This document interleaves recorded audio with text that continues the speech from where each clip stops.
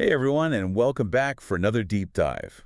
You know we love tackling the books you all send in, and this one has been requested a lot lately. Yeah, this one seems like it's really resonating with people. So today we're diving into How to Talk to Anyone by Leil Lowndes. Oh, this is a good one. This book is all about practical techniques to make you a better communicator and just make a great impression no matter who you're talking to. I think it's fascinating how Lowndes breaks down these subtle things we do, like our body language or word choices, that totally can change how people see us. Right. Like most of the time, we're not even aware we're sending these signals. Exactly, and there are so many tips in here. 92 to be exact. Oh my gosh, yes, 90. So we obviously can't get to all of them. Right. So we're going to pull out some of the most intriguing and the most effective ones. Yeah, think of this as your cheat sheet to becoming like a communication ninja. And what's great is that Lowndes doesn't just like throw these ideas out there. She gives real life examples and even ties them back to research showing how powerful these small tweaks can be. I love that. Yeah. Okay, so let's jump right in with first impressions. Hmm.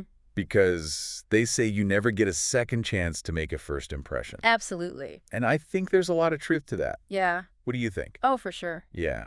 That first impression can make or break you. Okay, so Lowndes has this technique called the flooding smile. Okay. So instead of smiling immediately when you meet someone, pause for a second, look at them, really let them sink in, and then let this big, warm smile kind of spread across your face. I love this one. Oh, it's so good. It just makes the smile so much more genuine. Like it's meant just for them, Yeah. not just some automatic reaction. I bet it makes people feel seen, too. It definitely plays on that psychology. Like, Yeah. think about it. We value things that are rare or exclusive. Mm-hmm. A smile that's given freely to everyone kind of loses its impact. But a smile that's earned, that's delayed just a little bit, it just feels way more special. It's like you're saying you're worth this extra effort, this genuine expression of warmth. Exactly. I like that. And speak of eye contact, Oh, yeah. Lowndes has some interesting techniques for that as well. Definitely one that stands out is sticky eyes. So imagine your eyes are glued to the person you're talking to with warm taffy. Okay. It's all about holding that connection, showing them you're really focused and you respect what they have to say. And even when you have to look away, like if someone else walks into the room, you do it slowly and reluctantly, as if that taffy's stretching and you don't want to break it. Exactly. I can picture it. And then there's epoxy eyes. Okay. This one's more intense, like super glue. Oh my gosh. You use it sparingly, maybe, when you really need to evaluate someone or you want to signal romantic interest. Like that smoldering look across a crowded room. Exactly. Okay, now we're talking. So we've talked about smiling eye contact. What about overall body language? I always get a little self-conscious about how I'm standing or sitting. I hear that. What do we do? Well, Lowndes has this great technique called hang by your teeth. Okay. So picture this. There's an invisible bit hanging above a doorway, Uh-huh. and you're gently biting down on it. Interesting. This naturally lifts your posture, making you look more confident and full of energy. Okay, I'm gonna have to try this. It sounds a little strange. It does. And it works. Okay, sign me up. I'm always trying to improve my posture. Well, she compares good posture to those like amazing Walenda acrobats. Yeah. Their posture communicated pride, success, like a joy in just being alive. Right. It's about holding yourself like a winner. I love that analogy. Yeah. So it's not just about standing up straight. It's about projecting this inner confidence. Yeah. This sense of being comfortable in your own skin. Absolutely. Love it. Okay. And then there's a big baby pivot. Okay. So think about how a baby welcomes a parent. They turn their whole body towards them, radiating pure joy and attention. It's so true. Right. And it's funny, we do this naturally with people we're close to, Yeah. but we often forget to do it with new acquaintances. It's all about sending those signals of warmth and interest. Right. And speaking of warmth, Okay. Lowndes has this fascinating technique for greeting people. Okay. I'm all ears. It's called Hello, Old Friend. Okay. And the idea is to greet new people as if they were old friends you were delighted to see again. Yeah. And it tricks your body language into a more friendly and open mode. I've actually heard about this before. Oh, yeah. It's amazing how our minds can influence our bodies. Yeah. If we act as if we're happy and comfortable, our body language tends to follow suit. Think about it when you greet a close friend. Yeah. You're not self-conscious or worried about appearing awkward. Right. Your genuine warmth and excitement, it just shines through. Right. So, hello, old friend. It helps you tap into that same energy even with someone you've just met.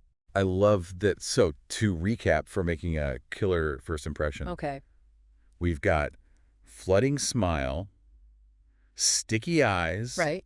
a touch of epoxy eyes, if the situation calls for it. Hang by your teeth.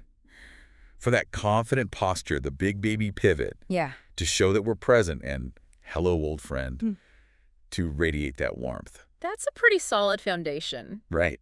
That's pretty good. And you know what I find so insightful is that Lowndes isn't saying you need to change who you are. Right. It's about using these subtle cues to let your best self shine through, even if you're feeling a bit nervous. It's like giving ourselves a communication advantage. Totally. But first impressions are just the start, right? Oh, yeah. What about those sometimes awkward moments of small talk, those initial conversations where you're just trying to find common ground and keep things flowing? I think we all struggle with that sometimes. Absolutely. Well, that's where prosaic with passion comes in. Okay. You know, Lowndes says you don't need dazzling opening lines or incredible stories to be engaging. Right. It's more about how you deliver what you say. So it's not what you say, but how you say it. Exactly. Oh my gosh, I've been there. Yeah. Sometimes I get so caught up in trying to be clever that I overthink it, Yeah. and I just end up stumbling over my words. I know exactly what you mean. It happens. But, you know, she argues that a positive mood and a passionate delivery can make even the most ordinary topic interesting. Really? Yeah. Your genuine interest becomes contagious. So even if I'm talking about the weather, if I bring energy and enthusiasm to the conversation, Yeah. it can still be captivating. Exactly. It's about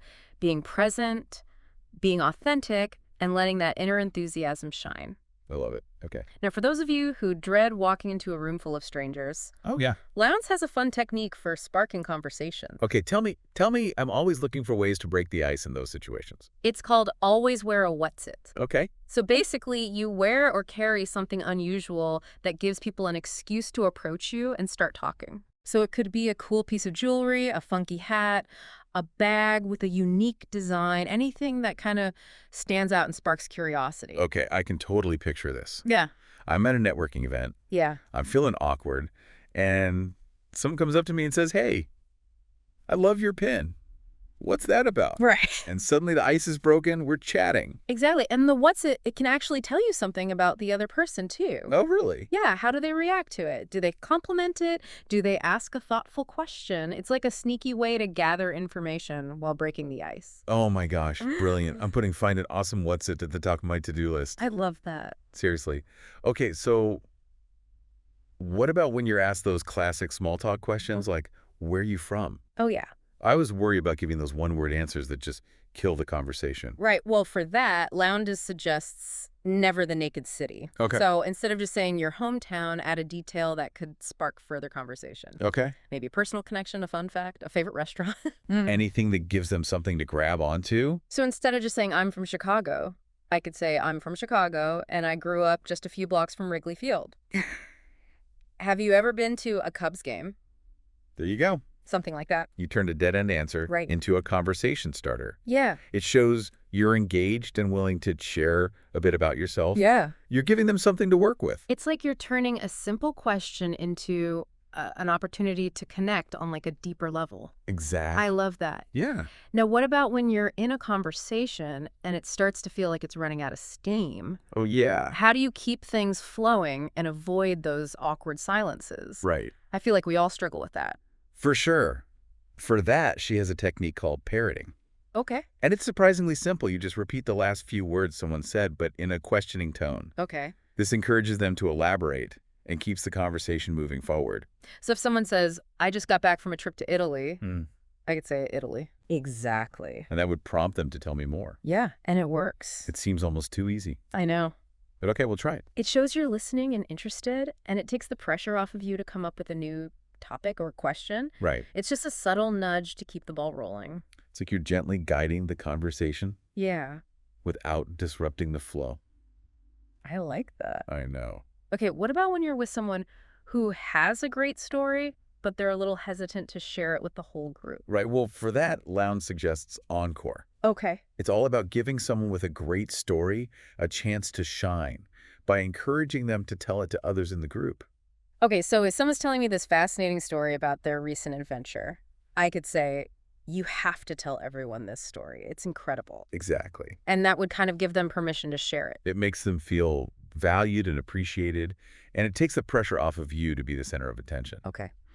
So win-win. I'm all about those win-win situations. Me too. Okay, so let's say I'm in a conversation with someone from a completely different field. Mm-hmm. I always feel so lost when people start talking shop, Oh, yeah. using jargon. Yeah. I don't understand. What do I do? I get that. Well, that's where scramble therapy comes in. Okay. And the idea is to instantly sound like an insider in any field by simply trying the activity once. Wait, what? So if I'm going to a party with a bunch of architects, Yeah. I should go visit an architecture exhibit beforehand. That's the idea.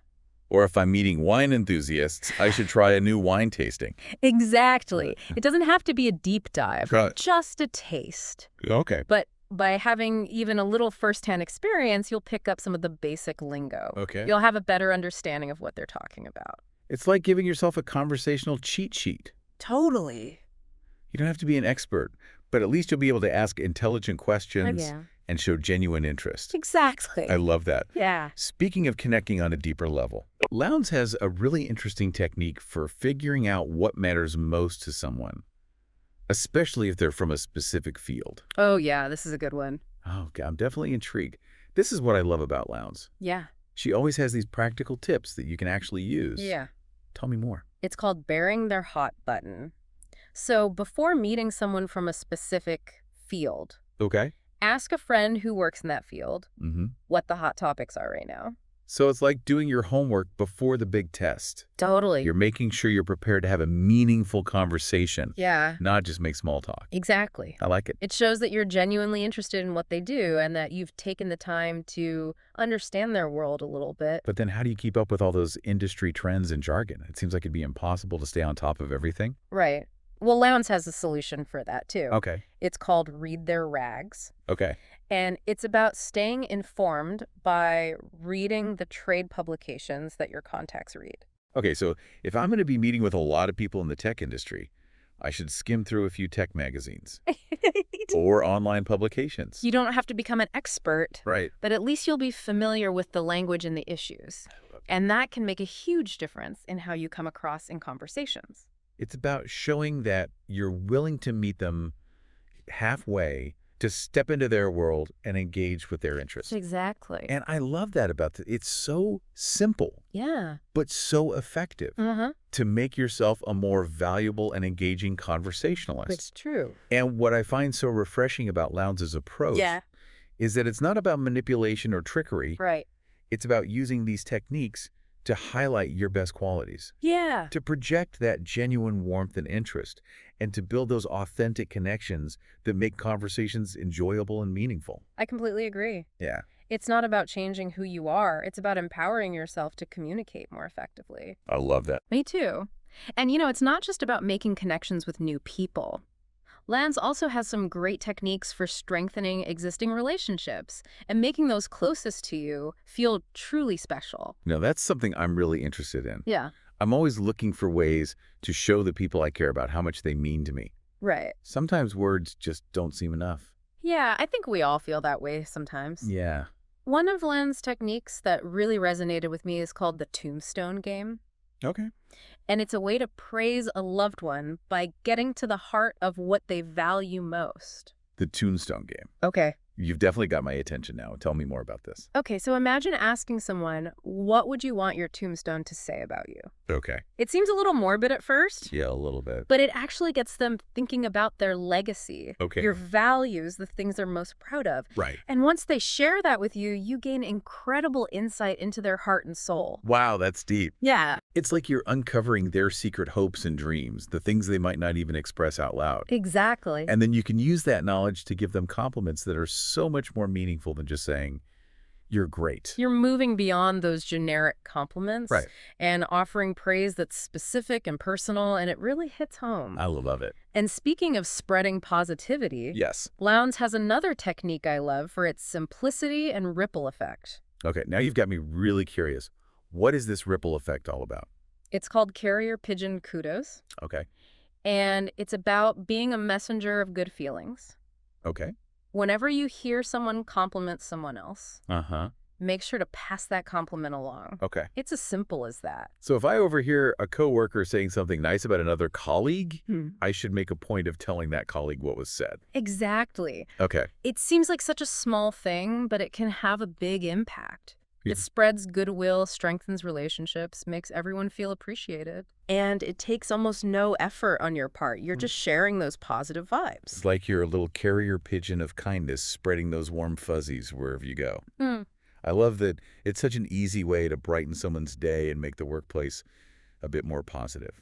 It's all about focusing on the good Yeah. and creating a culture of appreciation. Yeah. You know, in today's world, we're so often quick to point out the negative. Yeah, for sure. It's refreshing to focus on celebrating each other's successes instead. Absolutely. Okay, so let's shift gears a bit and talk about phone calls. Okay. I know in today's world of texting and instant messaging, phone calls can seem a little old-fashioned. Yeah. But they're still such an important part of building and maintaining relationships, especially in business. Oh, definitely. What do you think? There's definitely something about hearing someone's voice that creates a different level of connection. Yeah. You can pick up on those subtle nuances of tone and inflection Right. that you just don't get through text. You're so right. But I'll admit, I sometimes struggle with phone conversations. Oh, yeah. I feel like I'm not as articulate or engaging on the phone as I am in person. I hear that. Any tips for making phone conversations more impactful? Well, Lowndes has a technique called name shower. Okay. And it's all about using the person's name frequently throughout the conversation. Okay. It recaptures their attention and makes the interaction feel more personal. So instead of just saying, "Hi, how are you?" I should say, "Hi, Sarah. How you doing today?" Exactly. It's a small change, but it makes a big difference. It shows you're paying attention, you're present in the conversation, Right. and you value them as an individual. It's like you're saying, you're not just another voice on the other end of the line. You're Sarah, and I'm glad to be talking with you. You got it. I like that. Yeah, and you, as the listener, have you ever noticed how effective this is? Oh, yeah. Think about a time when someone used your name well during a phone call. Mm-hmm. Didn't it make you feel more seen and valued? Now that you mention it, yes, it definitely makes a difference. It's like they're acknowledging you as a person, not just a task on their to-do list. Absolutely. And speaking of making people feel valued, what about those times when you're calling someone's home or office and someone else answers the phone? Do you have any tips for handling that gracefully? Oh, yeah. Lowndes calls this technique salute the spouse. Okay. And it's about acknowledging everyone involved, even if they're not the main person you're trying to reach. Okay, I think I get it. Yeah. So instead of just saying, "Is John there?" I should say something like, "Hello, Mary. Yeah. Your name is John available." There you go. Okay. It's a small gesture, but it shows respect. Right. And it helps you build rapport with everyone in the circle, Right. not just the VIP you're trying to connect with. Right. You never know how much influence those gatekeepers might have. Exactly. It's about building those relationships and showing kindness to everyone, no matter their position. It's true. Now, let's be honest. Not every conversation is going to be smooth sailing. Sometimes people say or do things that rub us the wrong way. And it can be tricky to know how to respond. That's so true. Yeah. What do we do in those situations? We've all been there. Yeah. And while it might be tempting to call someone out on their bad behavior, sometimes a more subtle approach is better. Okay, now I'm intrigued. What's a subtle approach to dealing with those awkward moments? Can. Lowndes suggests see no bloopers, hear no bloopers. Okay. And it's about ignoring those minor slips and mistakes that our conversation partners make. Okay, so you're saying we all make mistakes. We're all human. We stumble over our words. Yeah. We spill our drinks. We have those awkward moments. It happens. Exactly. And drawing attention to those moments, Yeah. even if it's meant to be lighthearted, can just make people feel embarrassed or self-conscious. You're so right. So if someone spills their coffee all over themselves, I should just act like it didn't happen.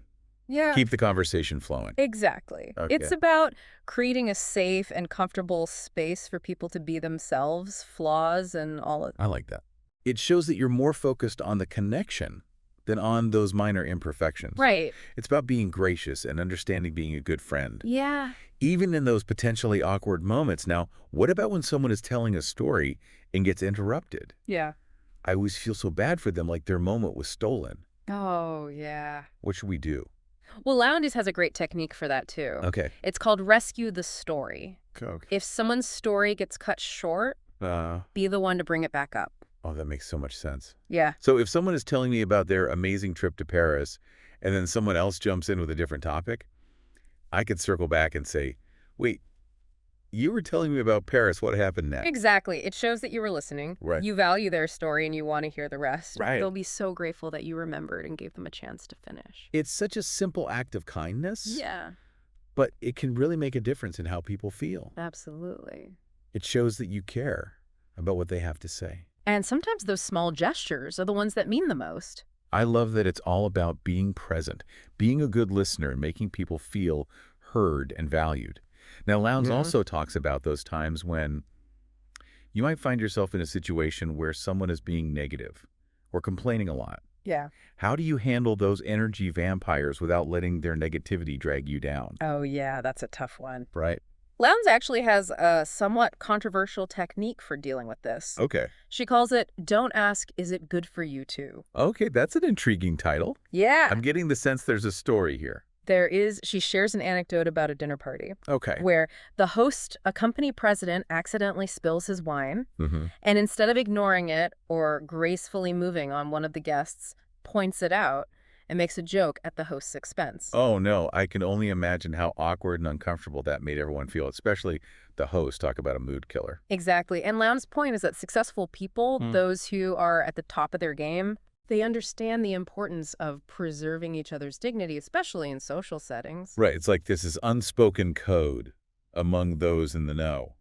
A mutual understanding that they're not going to embarrass or undermine each other, especially in front of others. Right. It's about creating a safe space for each other to succeed and shine, to maintain that air of confidence and competence. Okay, so even if someone makes a mistake or has an awkward moment, you don't point it out or make them feel bad.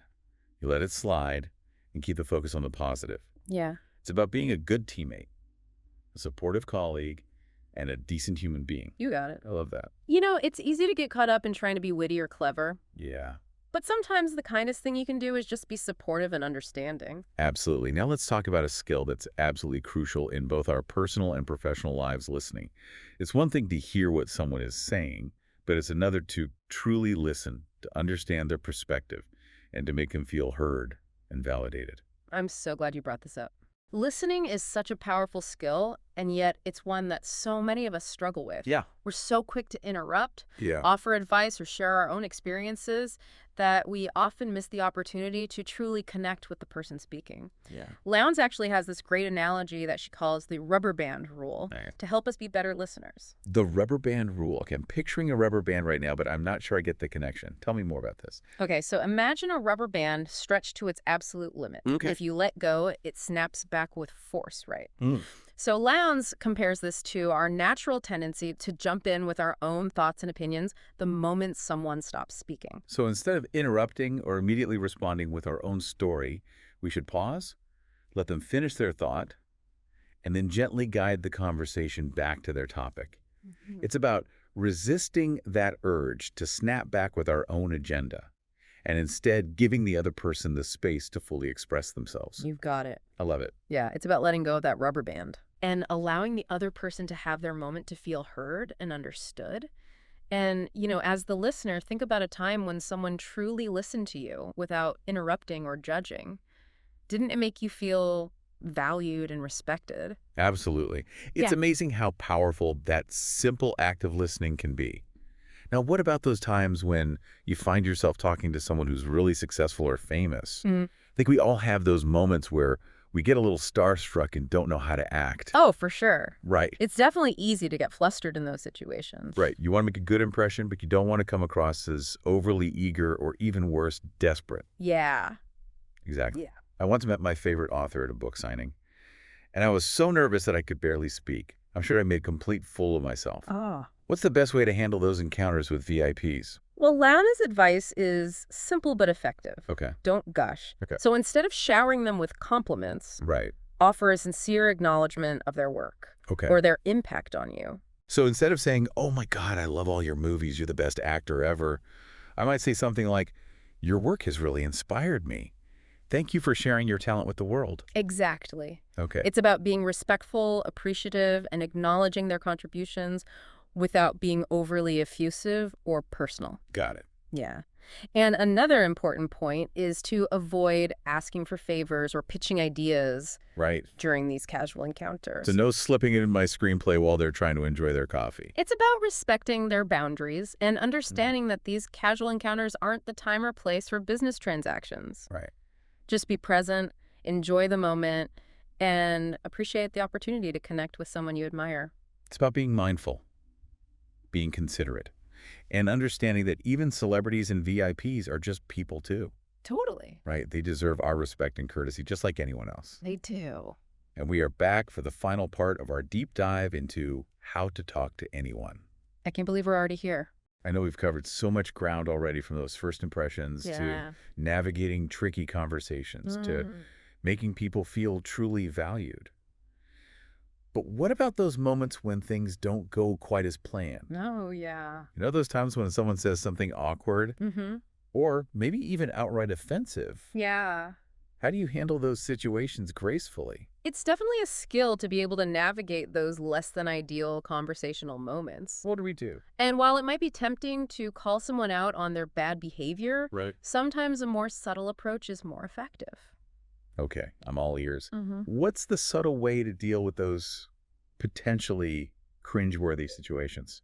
Lowndes suggests a technique called leave an escape hatch. Okay. Even if you catch someone in a lie or an exaggeration, you don't confront them directly. Instead, you give them a way to save face, to back down gracefully without feeling embarrassed or cornered. That makes so much sense. It's like you're giving them a chance to rephrase or clarify or just change the subject Yeah, without feeling humiliated. exactly. It's about preserving their dignity and keeping that conversation flowing smoothly. Sometimes it's more important to preserve the relationship than to win an argument or prove a point.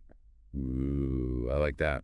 You know, you have to ask yourself, is it really worth confronting this person and potentially damaging the relationship?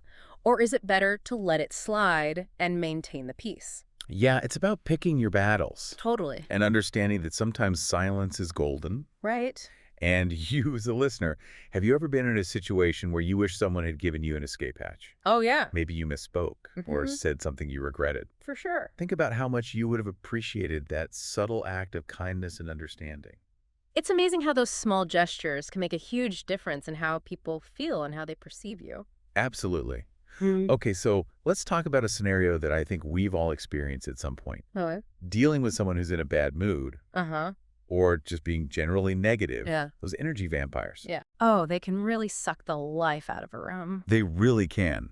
And it Yeah. can be tough to know how to handle those situations without letting their negativity bring you down too. For sure. Well, Lowndes actually has this somewhat controversial technique for dealing with this. Okay. She calls it, don't ask, is it good for you too? Okay. That's an intriguing title. Mm. I'm getting the sense there's a story here. She shares an anecdote about a dinner party Okay. where a company president accidentally spills his wine. Uh-huh. Instead of ignoring it or gracefully moving on, one of the guests points it out and makes a joke at the host's expense. Oh, no. I can only imagine how awkward and uncomfortable that made everyone feel, especially the host talk about a mood killer. Exactly. And Lowndes' point is that successful people, Yeah. those who are at the top of their game, Right. they understand the importance of preserving each other's dignity, especially in social settings. Right. It's like they're all part of this exclusive club, and one of the unspoken rules is that you always protect each other's image and reputation. That's a great way to put it. Yeah. It's about creating a safe space Right. where everyone can feel confident and supported, even if they make a mistake or have an awkward moment. So even if someone spills their drink or says something silly, you don't point it out or make them feel bad. Right. You let it slide and keep the focus on the positive. It's about being a good teammate, a supportive colleague, and a decent human being. And that's something we can all strive for, That's no matter nice. what our social circle or professional setting. Now let's talk about a skill that's absolutely crucial in both our personal and professional lives. Listening. It's one thing to hear what someone is saying, but it's another to truly listen, to understand their perspective, and to make them feel heard and validated. I'm so glad you brought this up. Right. Listening is such a powerful skill, and yet it's one that so many of us struggle with. Right. We're so quick to interrupt, offer advice, share our own experiences that we often miss the opportunity to truly connect with the person speaking. Yeah, Lowndes has a great technique for this, too. Of course you did. This book is like a communication masterclass. Uh-huh. Okay, tell me, what's the secret to becoming a better listener? It's all about resisting that urge to jump in with our own thoughts and instead allowing the other person to fully express themselves. Yeah. And she calls this technique the rubber band rule. The rubber band rule. Okay, I'm intrigued. Tell me more about this. So picture a rubber band stretched to its absolute limit. If you let go, it snaps back with force, right? Yeah. So Lowndes compares this to our natural tendency to jump in with our own thoughts and opinions the moment someone stops speaking. So instead of interrupting or immediately responding with our own story, Yeah. we should pause, let them finish their thought, and then gently guide the conversation back to their topic. It's about resisting that urge to snap back with our own agenda and instead giving the other person the space to truly feel heard. You've got it. Okay, I love it. Yeah, it's about letting go of that rubber band and allowing the other person to have their moment, to feel heard and understood. And, as the listener, think about a time when someone truly listened to you without interrupting or judging. Yeah. Didn't it make you feel valued and respected? Absolutely. It's amazing how powerful that simple act of listening can be.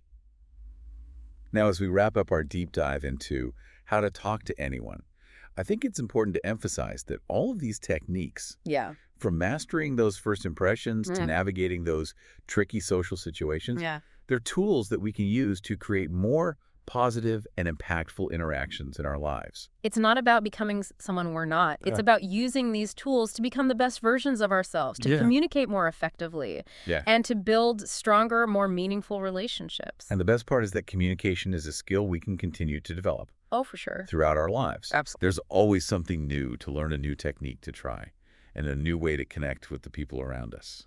That's what makes it so exciting. I love that. Yeah, it's a lifelong journey of growth and discovery. And remember, as the listener, you have the power to make a difference with your words and your actions. So here's a final thought to ponder. Now that you have this toolkit of communication techniques, what will you accomplish? Ooh. How will you use these skills to make a positive impact on the world around you? That's a great question to reflect on. Thanks for joining us for this deep dive. Until next time, keep those conversations flowing, keep those connections strong, and keep making a positive impact on the world. Happy communicating, everyone.